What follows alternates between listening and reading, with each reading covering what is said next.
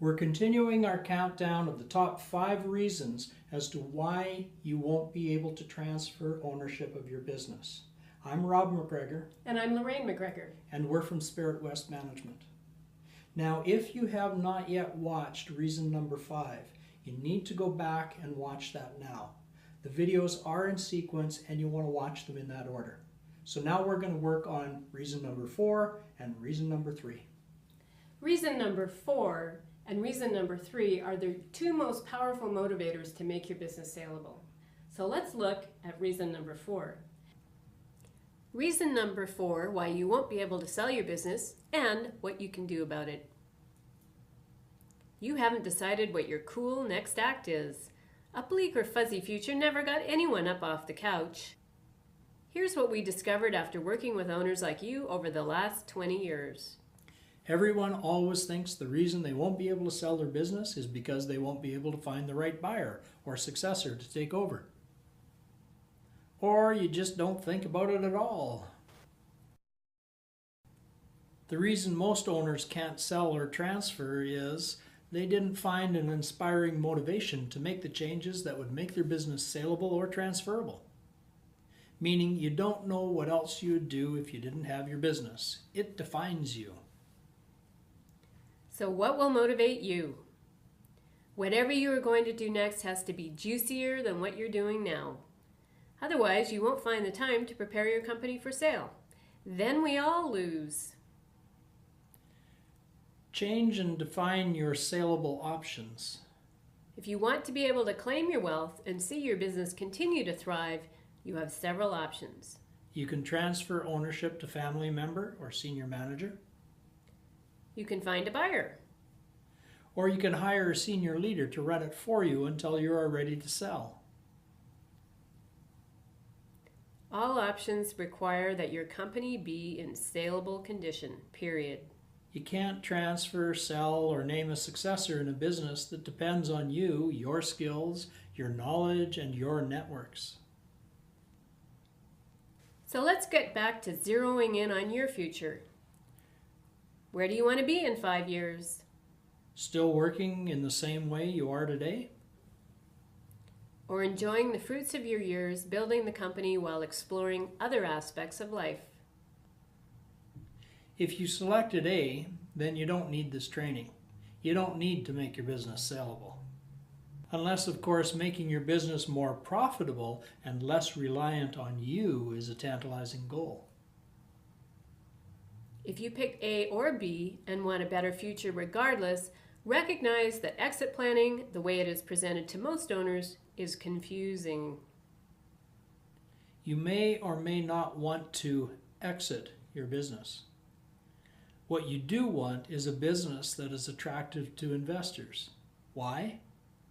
Well, you are currently the primary investor. A saleable company is a profitable business that can run without you at the helm. Then you can build an exit plan. It is a big reality to handle. To build your saleability plan, your first step is to let go of your business. It's hard to let go of something you have sunk your life into unless you have 2 things. A big emotional motivator, which is reason number 4, and a big financial motivator, which is reason number 3. This is what we hear from owners too busy to deal with making their businesses saleable. I'll never retire, so I don't need to spend time on this. I'd be bored. There aren't any buyers for my type of business. I can't afford to retire. You might not retire, but your energy or health might. You might think you're showing up for work every day, but are you giving the business what it needs to thrive, be a great place to work, and be profitable year after year? Making your business saleable means securing your business so it has a future. Selling doesn't mean you retire unless you want to.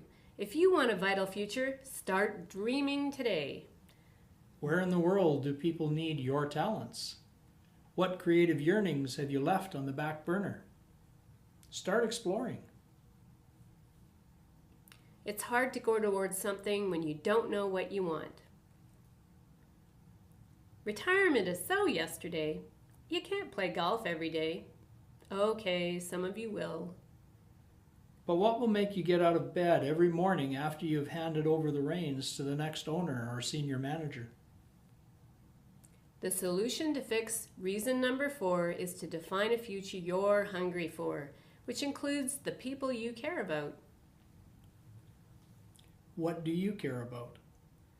That your employees will have a bright future in a thriving business even if you are not at the helm anymore? Who do you care about? Your family, so they have the financial certainty to take care of their needs into the future? What do you want for yourself? This seems to be the hardest question for business owners to explore. Finding your mojo after you have devoted the best years of your life to leading your business, being part of your business community, and facing up to the challenges that have made you who you are today, that can be a daunting prospect. Yet former business owners are still making a big impact on the world. They've become angel investors, overseas executives, master gardeners, investors in other businesses, garage band leaders, actors and playwrights, authors and politicians.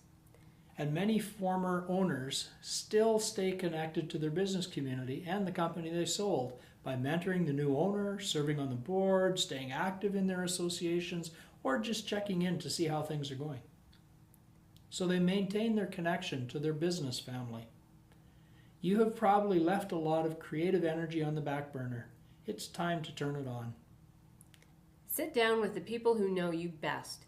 Ask what they see you doing next in your life and what is important to you. It's time to get passionate about rediscovering who you are and what you want to do with all that innate talent. Sometimes it takes two motivating forces to kick your future into focus and you into gear. The destination and a big financial carrot. Reason number 3 can deliver a powerful punch. Reason number 3, you don't know the size of your big opportunity. There is a sizable reward for business owners that do the work of making their businesses saleable. The question we often get asked is, how much is my company really worth? We hear this question all the time. If the number is high enough, the owners or partners think that that'll be enough of a motivator to get them to sell. It seldom is because of 2 reasons. It's the wrong question to ask, and 2, it might be worth much more.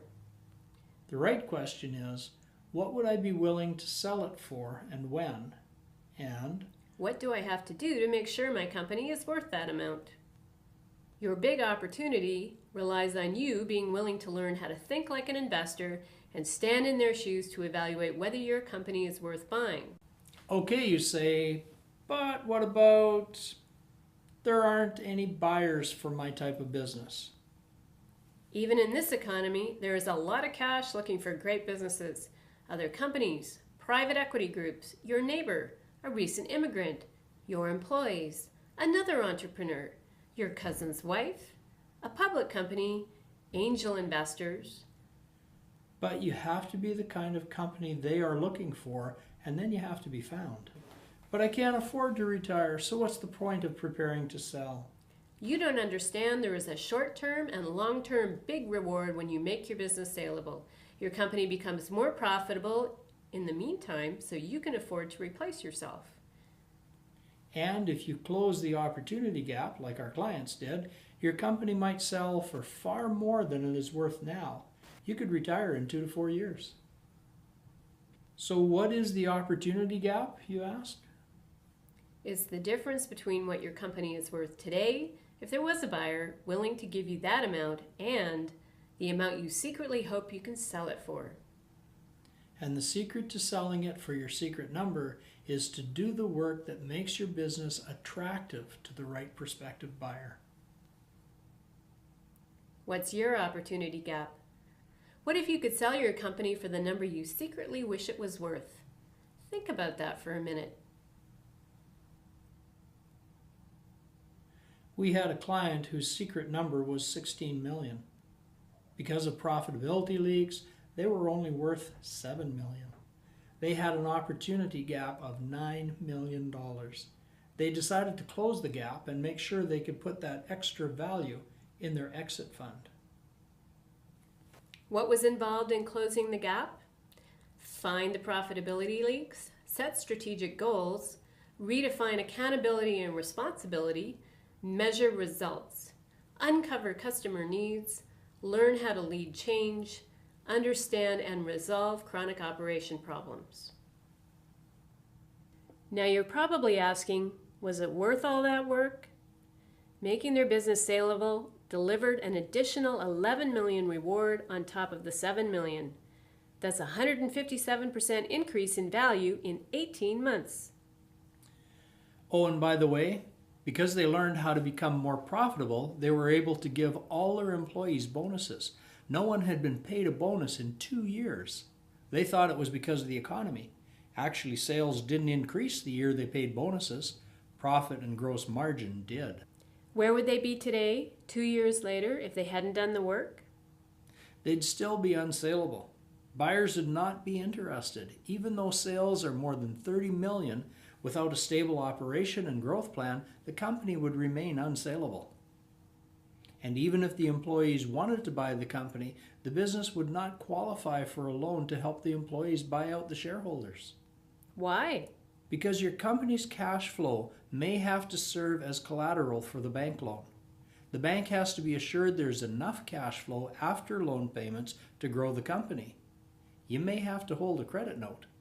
And your employees may have to personally invest. Your wealth could be tied up for years. You're betting that these employees can build the future that finances this buyout. MBOs can get complicated. By now you might be asking, is there enough cash flow and growth prospect in my company for an MBO? That's an excellent question. You need to analyze your cash flow history and risk points with your accountant before considering this option.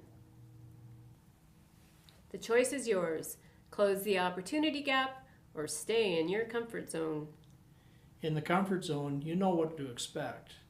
You like your routines. You don't have to lead change. You don't have to find new motivators or find the time to build a saleability action plan. Becoming saleable lives outside your comfort zone. Reason number 3, choose your next act. Reason number 4, quantify your big opportunity. These are the primary motivators for you to take action. Advisors, city governments, wealth managers, bankers, family members, employees, suppliers, industry associations, and your spouse are all wondering when you will set a date to sell. What's stopping you? You haven't explored your motivators yet, and the clock is ticking. Are you in a comfort zone? In the comfort zone, you say things to yourself like, I like how things are now. This is too much work. A buyer will show up one day. Exit plan? I don't have time for that now. I've got lots of time. Claiming your wealth lives outside your comfort zone. So you're going to have to grow your comfort zone. And then you'll be thinking to yourself things like, I want to attract the right buyer to my business. Exit plan? That's my top priority. I'm excited about the future. Now your desired end result is part of your comfort zone. What's your new motivator? Comfort and your routine day after day? Or certainty and control over your short-term and long-term financial future? What would your family want? You can change your future just by changing your mind and changing your thinking. Now. Look for reason number 2 as to why you won't be able to make your business saleable and what you can do about it in your inbox in 2 days. And make sure you watch that video because it shows you the next trap that many owners get caught in when they stop making the decision about closing their opportunity gap. So, don't leave it in your inbox for too long. Watch it. This is information that you really, really need. I'm Lorraine McGregor. And I'm Rob McGregor. We'll see you in 2 days. Below in the comment section and we'll get to them as soon as we can.